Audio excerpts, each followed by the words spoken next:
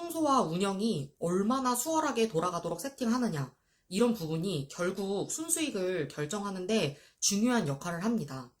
감성은 기본이고 운영 효율까지 고려한 세팅, 이 두 가지가 맞아야 돈이 되는 숙소가 됩니다. 에어비앤비 부업으로 월 300 벌었다는 영상 보고 나도 해볼까? 저도 처음에 똑같이 생각했어요. 그런데 막상 합법 외도민? 내 집이 있어야 되나? 알아야 할 것들이 너무 많아서 막막하더라고요.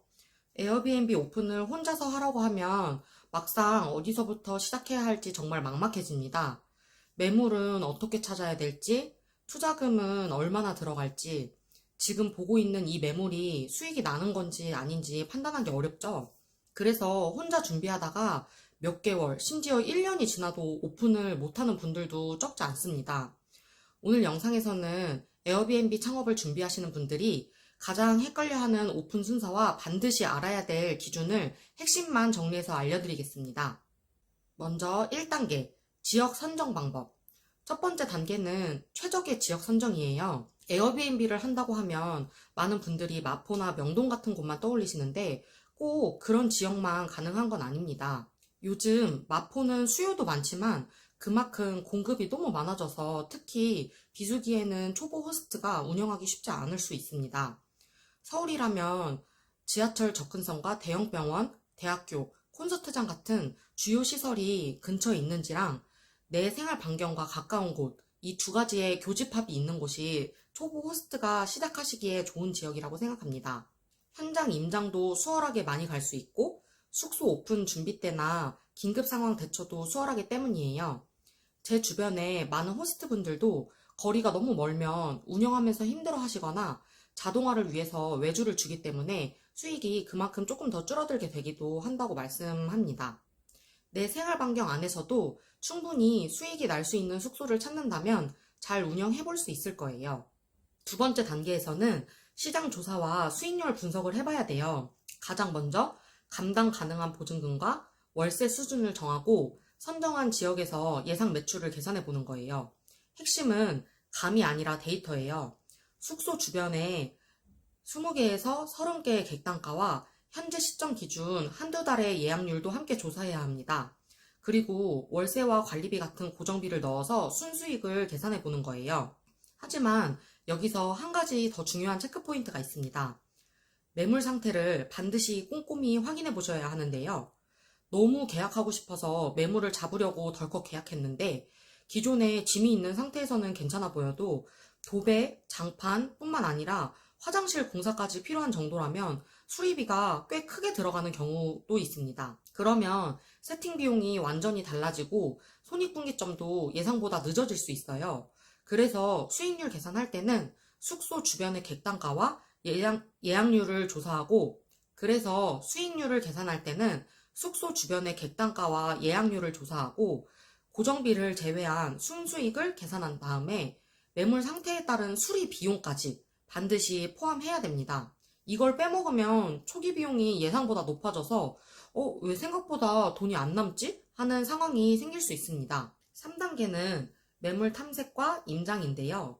시장 조사가 끝났으면 본격적으로 매물을 찾아야 하는데 매물은 네이버 부동산이나 직방, 다방 같은 다양한 플랫폼에서 찾으면 되고 요즘은 당근에서도 매물을 찾기도 해요. 그리고 조건에 맞는 매물은 전화 문의를 할 수도 있고 직접 방문 임장을 할 수도 있고 문자 연락하는 방법이 있는데 이 세 가지 방법을 모두 동시에 병행을 해야 돈이 되는 매물을 빠르게 찾을 수 있어요. 그리고 그냥 임차 매물을 찾는 게 아니라 외국인 관광 도시 민박업, 줄여서 외도민이라고 하는데 외도민이 가능한 매물인지를 확인하는 것이 중요합니다. 실제 매물을 보실 때 외도민 허가가 가능한 주요 요건은 첫 번째, 투룸 이상이고 두 번째는 지자체별로 조금씩 다르기는 한데 대부분 건물 연식이 30년 이내, 그리고 세 번째, 불법 건축물이 없는지, 네 번째, 임대인 동의 및 이웃 동의가 필요합니다. 그런데 여기서 연식은 2026년 상반기 기준으로 연식 기준이 넘어서 특례로만 진행이 가능한 매물이더라도 안전점검을 받아서 외도민으로 전환이 가능할 수도 있습니다. 자세한 내용은 다음 영상에서 다뤄보도록 하겠습니다. 이렇게 매물을 보실 때는 사전 체크리스트를 만들어 두고 꼼꼼하게 체크하시면서 보셔야 나중에 후회하는 일이 없습니다. 만약 이렇게 합법 외도민이 가능한 매물을 구하셨다면 그 다음 단계는 공사를 하고 인테리어를 해서 숙소를 세팅해 주시면 됩니다. 여기서 중요한 포인트가 하나 있는데 에어비앤비 예약자의 대부분은 20대, 30대 여성입니다. 이분들이 숙소를 선택하는 기준은 사진 속의 분위기, 그리고 감성적인 공간입니다. 위치가 조금 차이가 나더라도 더 예쁘고 감성적인 숙소가 있다면 그 숙소가 먼저 예약되는 경우도 많습니다.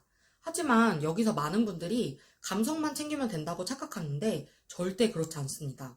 숙소 세팅에 따라서 수익률은 크게 달라지는데 침대 배치를 어떻게 하느냐, 청소와 운영이 얼마나 수월하게 돌아가도록 세팅하느냐, 이런 부분이 결국 순수익을 결정하는데 중요한 역할을 합니다. 결론은 감성은 기본이고 운영 효율까지 고려한 세팅, 이 두 가지가 맞아야 돈이 되는 숙소가 됩니다. 이렇게 세팅까지 다 마쳤다면 그 다음엔 관할 구청에 가서 외도민 등록 신청을 하면 되는데 이때 임대차 계약서, 이 계약서에는 임대인이 동의한다는 문구가 꼭 있어야 하고요. 이웃 동의서, 평면도, 피난 안내도 등등이 있는데 이 서류들을 다 준비해서 구청에 가서 제출합니다. 서류 검토 후에 결격 사유가 없으면 구청에서 숙소 현장 실사 연락이 오는데 구에 따라서 소방 쪽과 같이 나오시는 경우도 있고 따로 나오시는 경우도 있는데 이때 소방 시설을 잘 갖춰놓고 있어야 소방 관련 실사도 문제없이 통과가 가능합니다. 현장 실사까지 완료되면 구청에서 관광사업 등록증이 나오고 등록증이 있어야 사업자 등록을 할 수 있어서 그때부터 에어비앤비에 등록해서 숙소 영업을 할 수 있게 됩니다. 이렇게 숙소 오픈 순서와 단계별로 꼭 알아둬야 될 사항을 말씀드렸는데요. 매물 선정부터 인테리어, 그리고 운영 세팅까지 하나하나가 모두 수익과 직결되는 과정입니다. 다음 영상에서도 현실적인 수익 노하우를 계속 공유해 드릴게요. 감사합니다.